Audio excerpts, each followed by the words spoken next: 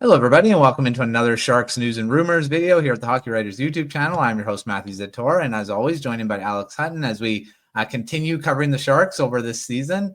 Alex, how's it going? Going good. Glad to be doing this again. Wish we could be talking about it after stringing together a couple wins, but hopefully that comes in time. Yeah, unfortunately, this video is going to talk about a lot about losing because the Sharks haven't won a game yet this season. But there is some positivity in the fact that Michael Misa did get his first NHL point against the Islanders, an assist. Still hasn't scored his first goal yet. He's played 3 games already and just got his first point.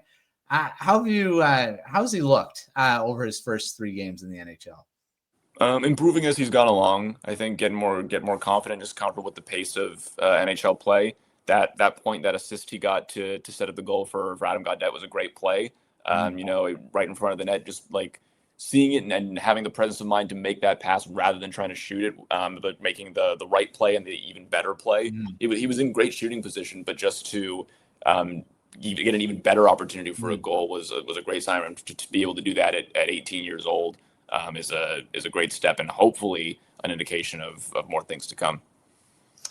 Yeah, I mean, very early in his career, he's got 3 shots on goal as well.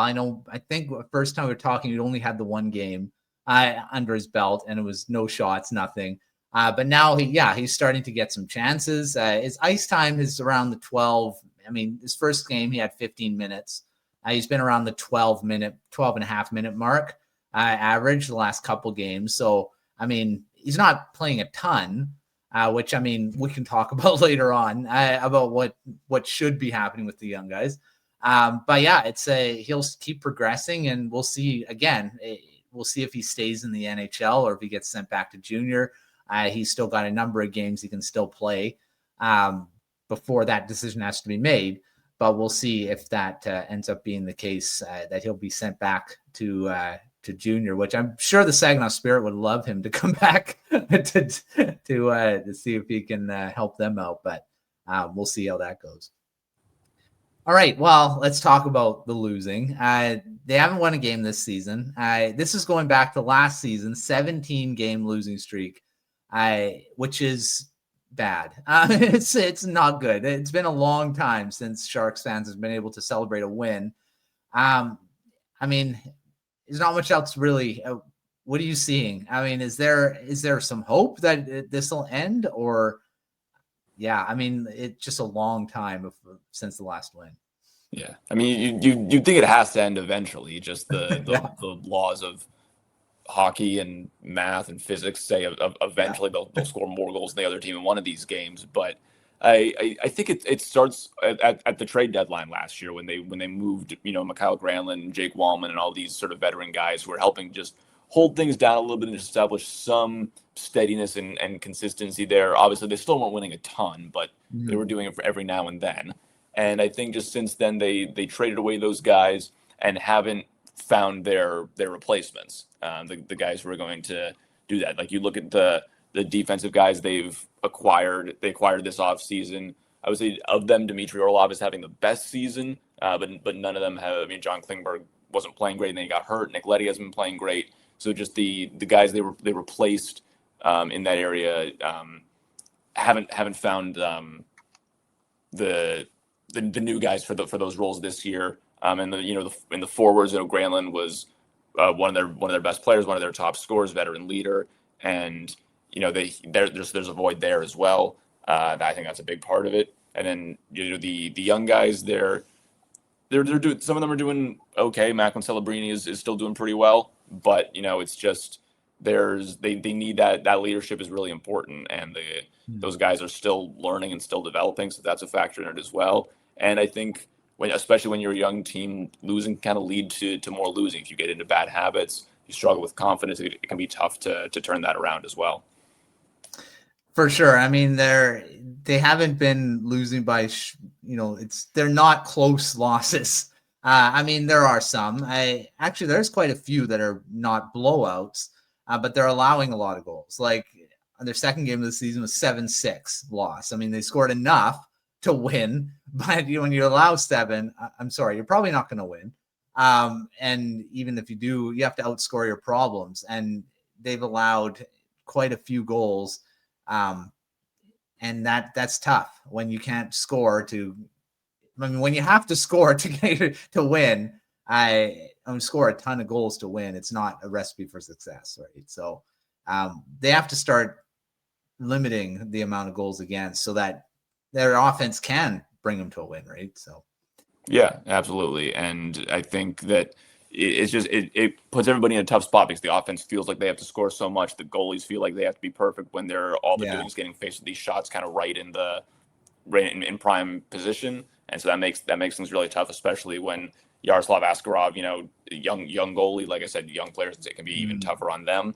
And so, I mean, he's trying to figure everything out. And, just like taking the loss to the Islanders last night, they allowed 4 goals, and I would say 3 of them were not his fault. So it's just a tough situation all around. Mm-hmm. So for reference, their last win was against the Toronto Maple Leafs on March 27th last season. They went on an 11-game losing streak to end the season.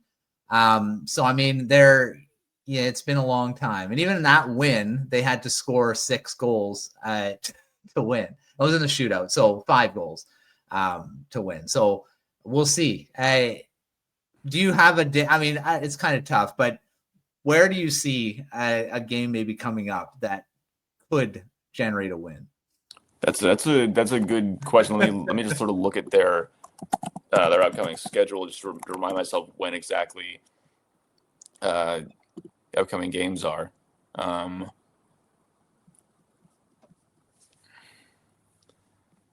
Well, that's tough to say on the road trip right now. That's tricking some good teams in there as well.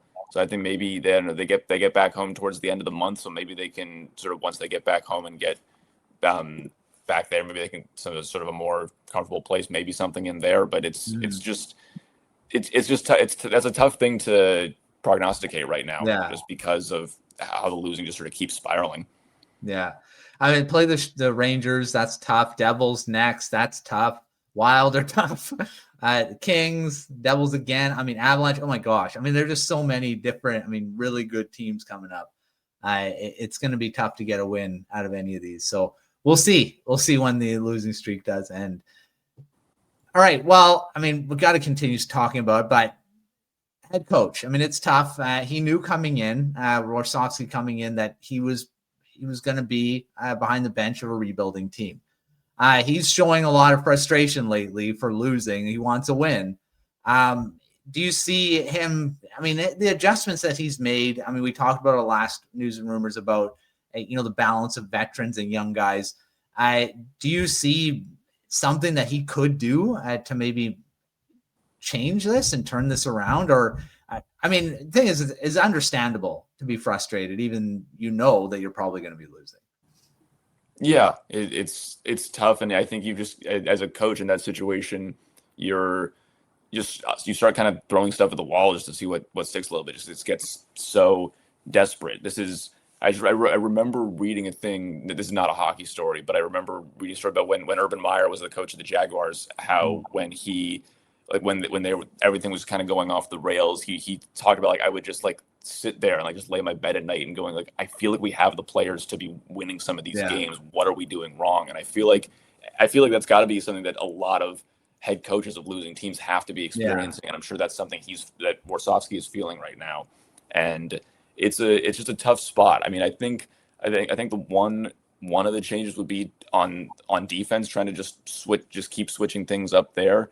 We talked about how rough of a start to the season Nick Leddy has had. Maybe he gets scratched a few times just to see if putting other guys into those spots works, or mixing up the pairings a little bit to see if other guys can work better with each other. But it's a tough situation to be in. Obviously, we talk about the issues he's had with young players and building up their confidence versus trying to limit their mistakes and how tough that can be. But it's a difficult, like I said, it's a difficult situation for him right now. It is. I mean, the thing is it's kind of tough to gauge. Is it the system that he's putting that's doing the losing, or is it because of the inexperience?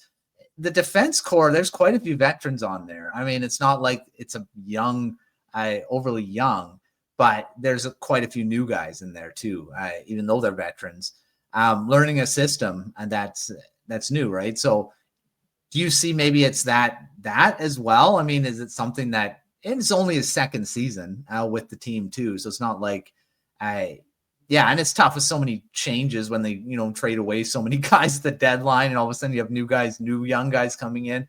It's tough to kind of pinpoint a system together when you keep changing the players too. It definitely is, yeah, and I think that's one of the things to be considered is, can they establish those guys and get more consistency? I wasn't sure about it at the time, but in retrospect, giving Tyler Toffoli a 4-year deal was a great move because it gave them some veteran consistency on the forward lines. I think it's something I'm actually, speaking of hockey writers here, I'm writing an article about right now, actually, is finding that same kind of consistency on the defensive side of things. Yeah, and that's a big thing. I mean, I think you need to start having, and we talked about maybe getting, establishing what core you're going to have, even with the veterans. Like, and I know there's going to be the young guys part of it, but you got to start establishing some, like you say, consistency, so that the system stays with these guys. You can start establishing that culture, that system, how you're going to play. So, I mean, yeah, that's a big deal. I think that definitely has to start soon. All right, to finish, I mean, this might be a drastic thing so soon, but Macklin Celebrini, I mean, the winning has to, I think, start soon for him to, I mean, his ELC is going to come up pretty quick here, and they're going to have to re-sign him. Do they have to start winning a little more consistently for him to stay here long term, or is it going to be a point where he's going to be like, I don't want to deal with this, I want to go to a team that I know I'm be winning?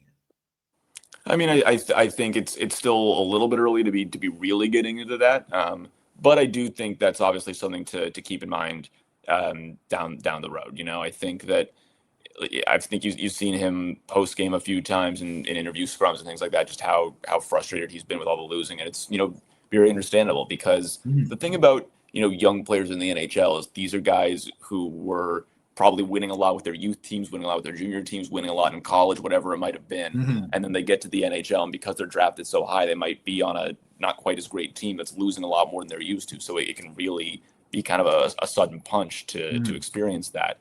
And I think that is something you've seen in recent years, how difficult that can be with a few different high draft picks. I think you saw that a lot with Connor Bedard these last couple of years, quite frankly, how tough it's been for him in a tough situation in Chicago. And I think you don't want that joy to go away. I think that's a big part of it, is you don't want a player to start associating the team that they're on with taking the fun out of hockey. And I think for the moment he's still hanging there, because he's made some great friendships with a lot of the guys on the team. I think that if that can stay the same, that's a good start. But then the winning has to follow as well.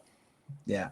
And I mean, it is. I mean, when these guys get drafted, and there's probably an expectation that that's probably going to happen, they're not going to run into a winning environment right away. I mean, it's very rare that happens.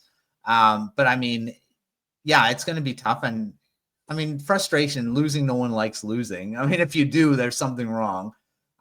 So, I mean, and also I know there's always big things that you don't want to start having that as being part of the culture. That it's a losing culture. We're just going to be losing every game. That has to change soon, I think. But I don't know if it's at that point where like, oh, Macklin Celebrini is going to want to trade. He wants out of San Jose. I don't think that's at that point. And even Bedard, I mean, that's been talk about that. Is he going to be in Chicago? He said he wants to be and all that. So I think in the end he will be. It'll be fine. But there has to be a point where you start seeing that upward, where it kind of changes, and he'll be part of that. I mean, he'll be part of that change too. So, I mean, we'll see. And once all the young guys start kind of hitting their stride, I think but it's going to take some time. And I don't know when that'll be, but there's going to be a lot of losing, I think, still. I mean, they could end up with Gavin McKenna at the end of this as well. And that just keeps adding to the talent that they've got in this team. Right. And between that and also him, it'll be interesting to see, just with him, obviously being a restricted free agent before anything else, how much say will he be able to have over it? If he really wanted to, what would he be able to do to kind of force their hand on that situation will be would be, if it got to that point, it would be something to pay attention to. Yeah, we'll keep an eye on that for sure. And hopefully by the time we do this video next, there'll be a win we can talk about. But thanks, Alex, for coming on, talking Sharks as always. Make sure to check out everything at talkers.com. We've got lots of content throughout the site and also our Substacks and the other YouTube videos we've got out there. So make sure checking all that out. But until our next one, we'll see you next time.